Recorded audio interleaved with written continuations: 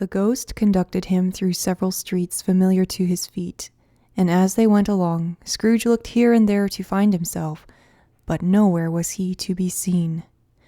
They entered poor Bob Cratchit's house, the dwelling he had visited before, and found the mother and the children seated round the fire.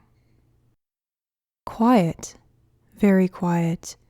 The noisy little Cratchits were as still as statues in one corner, and sat looking up at Peter, who had a book before him. The mother and her daughters were engaged in sewing, but surely they were very quiet.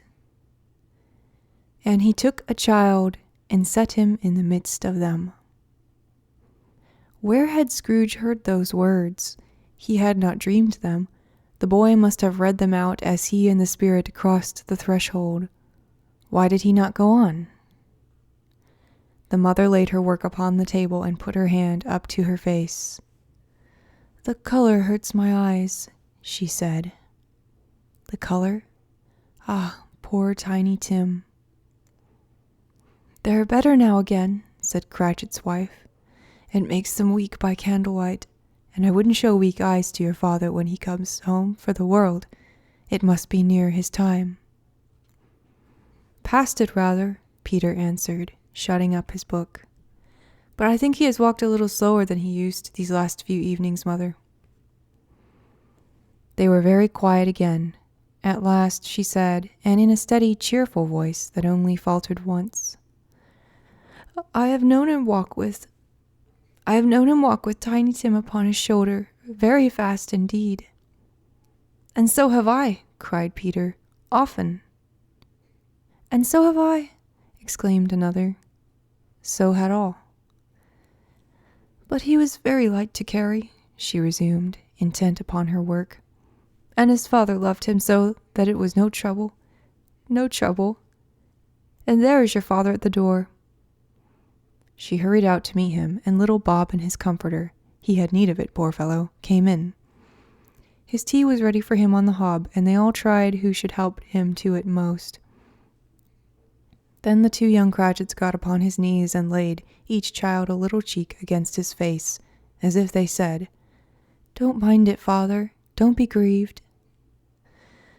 Bob was very cheerful with them and spoke pleasantly to all the family. He looked at the work upon the table and praised the industry and speed of Mrs. Cratchit and the girls. They would be done long before Sunday, he said. "Sunday? You went today then, Robert?" said his wife. "Yes, my dear," returned Bob. "I wish you could have gone. It would have done you good to see how green a place it is. But you'll see it often. I promised him that I would walk there on a Sunday." "My little child," cried Bob. "My little child." He broke down all at once. He couldn't help it. If he could have helped it, he and his child would have been farther apart, perhaps, than they were. He left the room and went upstairs into the room above, which was lighted cheerfully and hung with Christmas. There was a chair set close beside the child, and there were signs of someone having been there lately. Poor Bob sat down in it, and when he had thought a little and composed himself, he kissed the little face. He was reconciled to what had happened, and went down again quite happy. They drew about the fire and talked, the girls and mother working still. Bob told them of the extraordinary kindness of Mr. Scrooge's nephew, whom he had scarcely seen but once, and who, meeting him in the street that day, and seeing that he looked just a little down, you know, said Bob, inquired what had happened to distress him. "On which," said Bob, "for he is the pleasantest spoken gentleman you ever heard, I told him. 'I am heartily sorry for it, Mr. Cratchit,' he said, 'and heartily sorry for your good wife.' By the by, how he ever knew that, I don't know." "Knew what, my dear?" "Why, that you were a good wife," replied Bob. "Everybody knows that," said Peter. "Very well observed, my boy," cried Bob. "I hope they do. Heartily sorry," he said, "for your good wife. If I can be of service to you in any way," he said, giving me his card, "that's where I live. Pray come to me." "Now it wasn't," cried Bob, "for the sake of anything he might be able to do for us so much as for his kind way, that this was quite delightful. It really seemed as if he had known our Tiny Tim. and felt with us." "I'm sure he's a good soul," said Mrs. Cratchit. "You would be sure of it, my dear," returned Bob, "if you saw and spoke to him.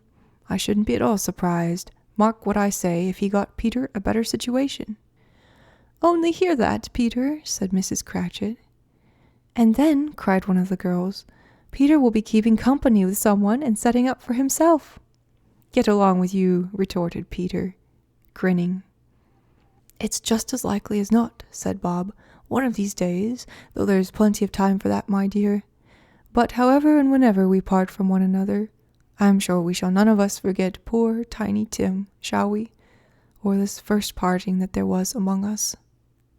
"Never, father," cried they all.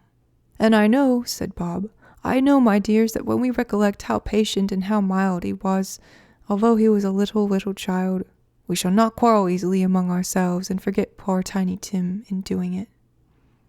"No, never, father," they all cried again. "I'm very happy," said little Bob. "I'm very happy."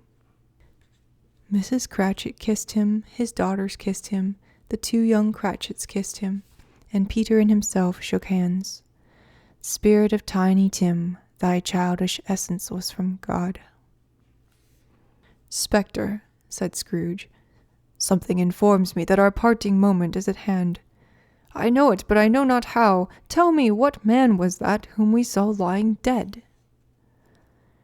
The ghost of Christmas yet to come conveyed him as before, though at a different time, he thought. Indeed, there seemed no order in these latter visions, save that they were in the future, into the resorts of business men, but showed him not himself. Indeed, the spirit did not stay for anything, but went straight on, as to the end just now desired, until besought by Scrooge to tarry for a minute. "This court," said Scrooge, "through which we hurry now, is where my place of occupation is, and has been for a length of time. I see the house. Let me behold what I shall be in days to come." The spirit stopped. The hand was pointed elsewhere. "The house is yonder!" Scrooge exclaimed. "Why do you point away?" The inexorable finger underwent no change. Scrooge hastened to the window of his office and looked in. It was an office still, but not his. The furniture was not the same, and the figure in the chair was not himself. The phantom pointed as before. He joined it once again, and wondering why and whither he had gone, accompanied it until they reached an iron gate. He paused to look round before entering. A churchyard. Here, then, the wretched man whose name he had now to learn lay underneath the ground. It was a worthy place, walled in by houses, overrun by grass and weeds, the growth of vegetation's death, not life, choked up with too much burying, fat with repleted appetite. A worthy place. The spirit stood among the graves and pointed down to one. He advanced towards it trembling. The phantom was exactly as it had been, but he dreaded that he saw new meaning in its solemn shape. "Before I draw near to that stone to which you point," said Scrooge, "answer me one question. Are these the shadows of the things that will be, or are they shadows of things that may be only?" Still the ghost pointed downward to the grave by which it stood. "Men's courses will foreshadow certain ends, to which, if persevered in, they must lead," said Scrooge. "But if the courses be departed from, the ends will change. Say it is thus with what you show me." The spirit was immovable as ever.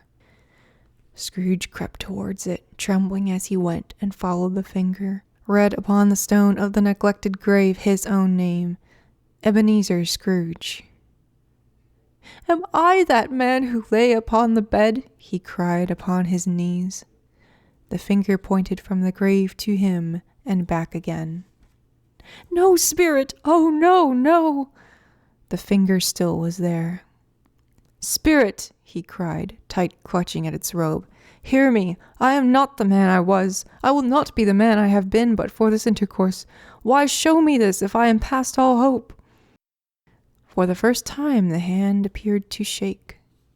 "Good spirit," he pursued, as down upon the ground he fell before it, "your nature intercedes for me and pities me. Assure me that I yet may change these shadows you have shown me by an altered life." The kind hand trembled. "I will honor Christmas in my heart and try to keep it all the year. I will live in the past, the present, and the future. The spirits of all three shall strive within me. I will not shut out the lessons that they teach. Oh, tell me I may sponge away the writing on this stone." In his agony he caught the spectral hand. It sought to free itself, but he was strong in his entreaty and detained it. The spirit, stronger yet, repulsed him. Holding up his hands in a last prayer to have his fate reversed, he saw an alteration in the phantom's hood and dress. It shrunk, collapsed, and dwindled down into a bedpost.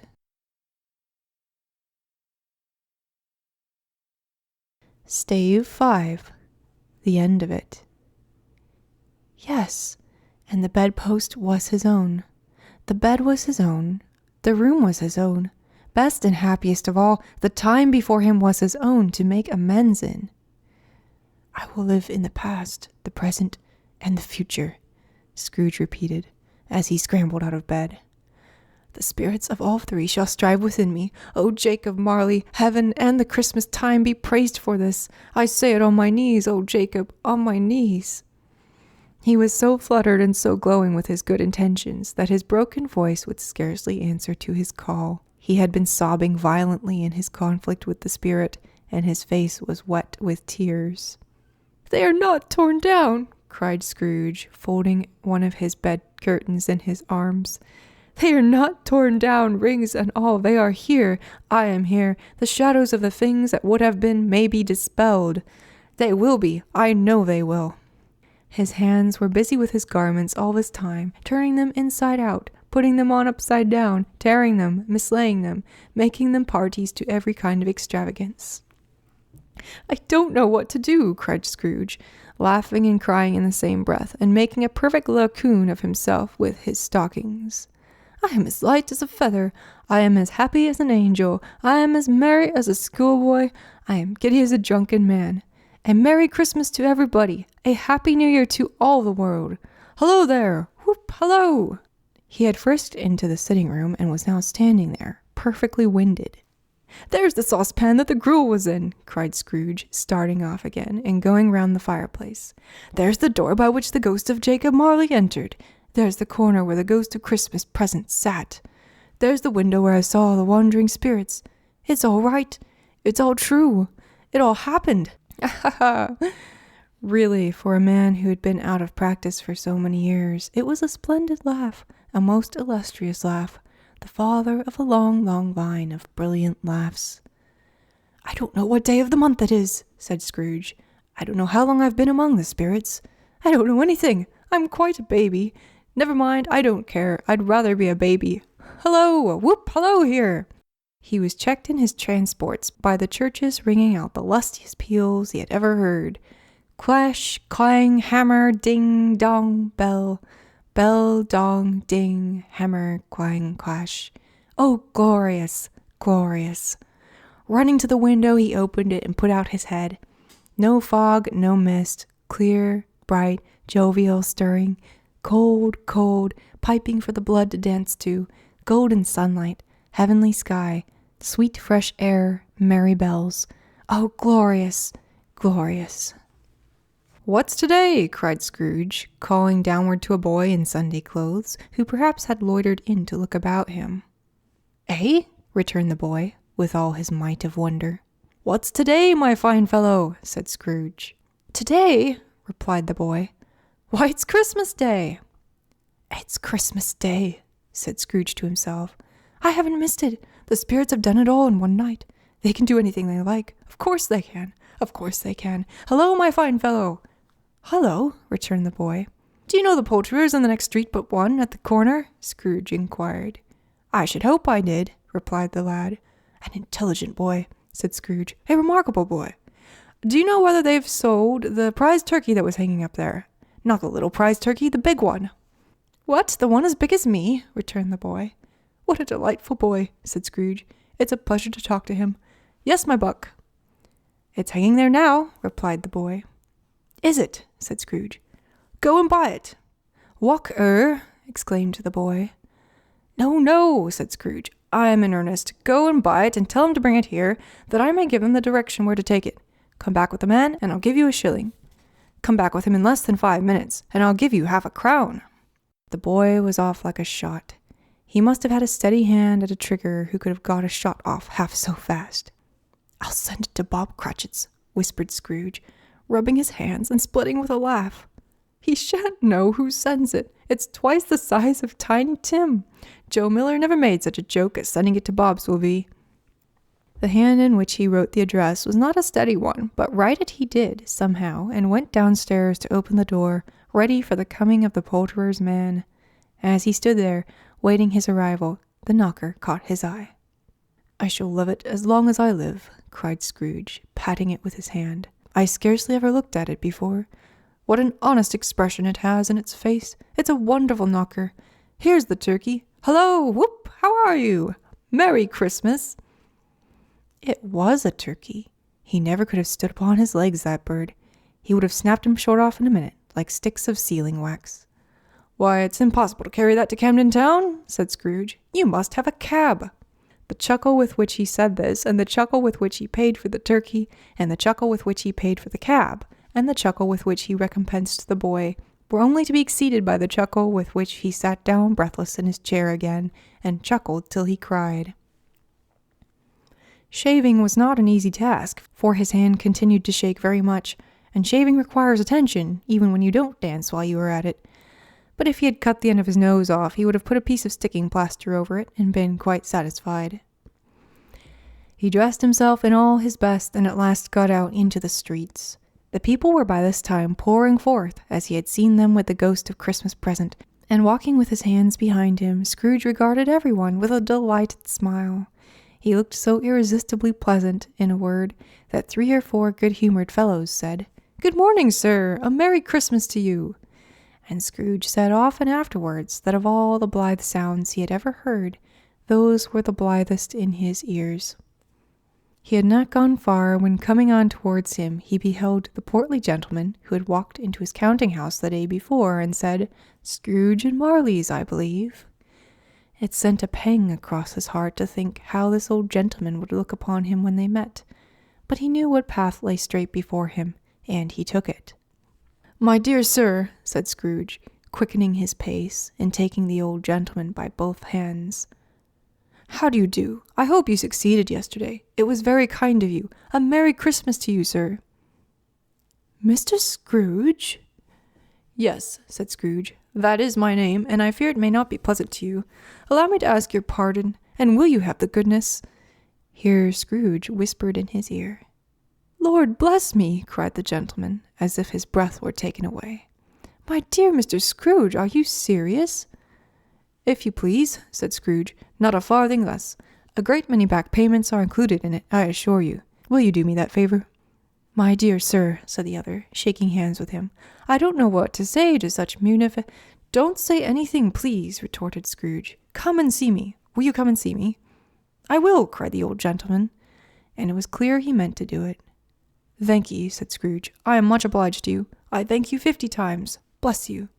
He went to church and walked about the streets and watched the people hurrying to and fro, and patted children on the head and questioned beggars, and looked down into the kitchens of houses and up to the windows, and found that everything could yield him pleasure.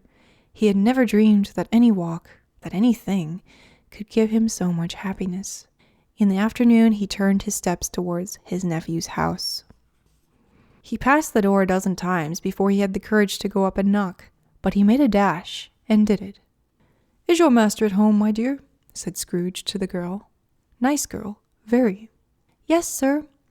"Where is he, my love?" said Scrooge. "He's in the dining room, sir, along with mistress. I'll show you upstairs, if you please."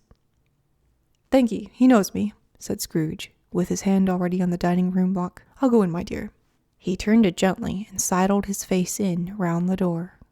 They were looking at the table, which was spread out in great array, for these young housekeepers are always nervous on such points, and like to see that everything is right. "Fred," said Scrooge. Dear heart alive, how his niece by marriage started! Scrooge had forgotten for the moment about her sitting in the corner with the footstool, or he wouldn't have done it on any account. "Why, bless my soul!" cried Fred. "Who's that?" "It's I, your Uncle Scrooge. I have come to dinner. Will you let me in, Fred?" Let him in! It is a mercy he didn't shake his arm off. He was at home in 5 minutes. Nothing could be heartier. His niece looked just the same. So did Topper when he came. So did the plump sister when she came. So did everyone when they came. Wonderful party, wonderful games, wonderful unanimity, wonderful happiness. But he was early at the office next morning. Oh, he was early there. If he could only be there first and catch Bob Cratchit coming late. That was the thing he had set his heart upon. And he did it. Yes, he did. The clock struck 9. No Bob. 1:15. No Bob. He was full 18 minutes and a half behind his time. Scrooge sat with his door wide open that he might see him come into the tank. His hat was off before he opened the door, his comforter too. He was on his stool in a jiffy, driving away with his pen, as if he were trying to overtake 9 o'clock.